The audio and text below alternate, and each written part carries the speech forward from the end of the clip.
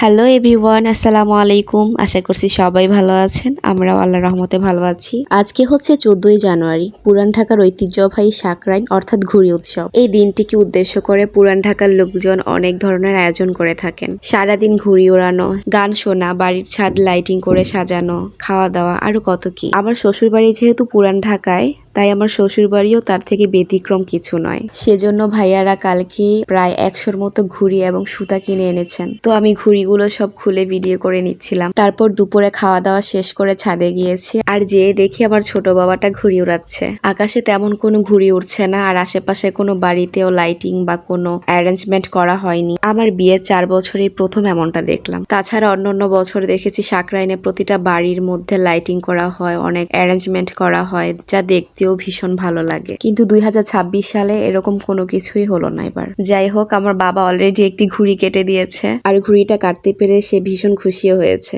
কিছুক্ষণ থেকে তারপর আমি নিচে চলে আসি। এসে দেখি মা বিরিয়ানি রান্না করার জন্য সবকিছু রেডি করে নিয়েছে। হাঁড়িটা যেহেতু বড়, তাই মা আজকেও লাকড়ির চুলাতেই রান্নাটা করবেন। তো হাঁড়িতে তেল দিয়ে পেঁয়াজগুলোকে বেরেস্তা করে মা মশলাটাকে সুন্দরভাবে কষিয়ে নিয়েছেন। মশলাটা কষানো হয়ে গেলে তাতে ধুয়ে রাখা মুরগির মাংসগুলো দিয়ে দিয়েছেন। এগুলো হচ্ছে কক মুরগি, যা আগে কিনে আনা হয়েছিল। প্রতিটি মুরগি 8 পিস করে কেটে নেওয়া হয়েছিল। এ পর্যায়ে টক দইও দিয়ে দেওয়া হয়েছে মুরগিতে। তারপর বারবার নেড়ে চেড়ে মুরগির মাংসগুলোকে সুন্দরভাবে কষিয়ে নিয়েছে। গত বছর সাকরাইনে মা রান্না করেছিল কাচ্চি বিরিয়ানি, সেই ভিডিও আমার পেজে পোস্ট করা আছে, ইচ্ছে হলে দেখে নিতে পারেন। মার হাতে রান্না করা পোলাও, বিরিয়ানি, কাচ্চি সবকিছুই কিন্তু ভীষণ মজা হয়। এক কথায় বাবুর্চি থেকে কোনো অংশে কম না মার রান্না। কষানো মাংসের কালারটাই দেখতে কত সুন্দর লাগছে, তাই না? মুরগিগুলো ভালোভাবে কষানো হয়ে গেলে মা আলু ভাজার কড়াইতেই মুরগিগুলোকে আলাদা করে উঠিয়ে নিচ্ছিল। মুরগিগুলো এখন না উঠিয়ে নিলে পরবর্তীতে পোলাওয়ের চালের সাথে মিক্সড হয়ে মুরগির মাংসগুলো সব ভেঙে যেত। তাই মা সবসময় রান্না করার সময় মুরগির মাংস হলে এভাবে